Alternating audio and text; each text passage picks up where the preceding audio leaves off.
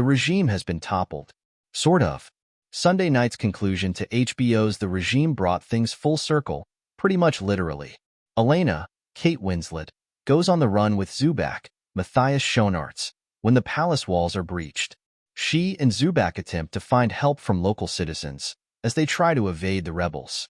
But eventually, they are captured and discover that some of her former ministers, including singer Henry Goodman, have been working to bring down Zubak and his unhinged influence with the aid of the United States, who wish to see their interests in cobalt protected. Elena, in a final bid for power, sacrifices Zubak and she retains her title, only now as even more of a figurehead with significantly increased oversight from her ministers. Zubak replaces her father, and Elena now visits his corpse to talk through her anxieties. In a sense, one version of this autocracy is replaced with another, and nothing changes much for the people who live at the whims of the ruling class. It's not a very hopeful ending, but it is, sadly, a realistic one. So, we called up creator Will Tracy to get his take on the finale, from potential alternate endings he had in mind to whether or not Elena ever truly loved Zubak. The whole series builds to this mostly successful coup. But did you have any alternate endings in mind, like Elena dying, or her and Zubak winning out? What were those conversations like?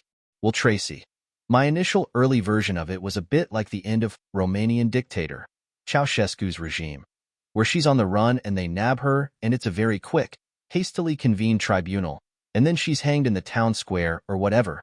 Just by default, I thought she would get her just desserts, but with a sense that what might be replacing her might not necessarily be vastly better. But that was really only because I hadn't put much thought into it until later into breaking this season. I landed on this idea of, what if it's pressing the reset button on the Nintendo, and it all loops back to the beginning, but with those who survive carrying these emotional scars from what transpired. Yet the political story, as it often happens in our world, runs cyclically back to where it started. That seemed like, even though she lives and survives, in some ways more tragic than an everyone dies and is brought to justice ending. Is it fair to read the ending as she agreed to abide by all the minister's demands and sacrifice Zubak? Yeah, I would say so. He's sacrificed on the altar of regional political strategy.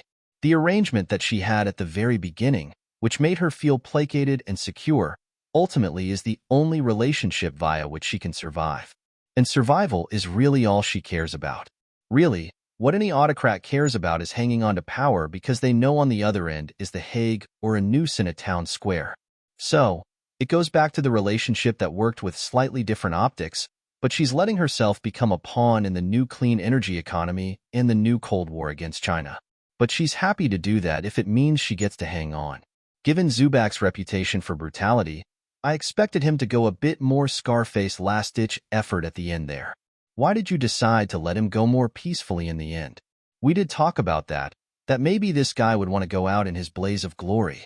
But he sees the pointlessness of that. And also, he's willing to do this for her. He's not necessarily a well-read man or a political scientist, but in some way he understands that in order for her to tell this story that she needs to tell in order for her to survive, he needs to be the sacrificial lamb. It's inevitable in some fatalistic way that that's the way their love story has to end. Speaking of which, does any part of her truly love him? You could ask this question about a lot of different love stories. She loves the way that he made her feel about herself. A very cynical person might say that that's every relationship. I'm not quite so cynical. He made her feel strong and capable in a way that she did not before. There was something about his strength, simplicity, clarity, steadfastness, and loyalty that she loved. Is someone like Elena, a true narcissist, really capable of loving anyone more than herself? No. It's not that kind of love. If that's how you define love, loving someone more than you love yourself, I'm not sure she's quite able to do that. In terms of her own self-delusion, does she feel she's won at the end? The final scene of the show in the mausoleum, what I read on her face is not victory. It's not triumph. Maybe that's the mask that she can convince herself to wear through some cognitive dissonance when she's up there in that glass box on the balcony giving a speech. Maybe she feels quite powerful and victorious. But as it used to be with her father, when she goes down in that mausoleum and visits the remains of someone who knows the real her and the mask can drop a little bit, she knows that, in some large way, at least emotionally, she is lost. You talked about the cyclical nature of these things, and how often we trade one autocrat or a regime for another. What do you hope audiences take away from that? It can feel futile. It is not always futile. There are a few different hinge points on the show in which things could have gone differently. It just so happens that she chooses, at every tack, the wrong way. This kind of leadership doesn't last forever. As much as they try to hang on to power, they can never hang on forever. Something gets them in the end, even if it's just old age. And sometimes you have to wait that out because the consequences of a more interventionist, violent regime change can be even more catastrophic.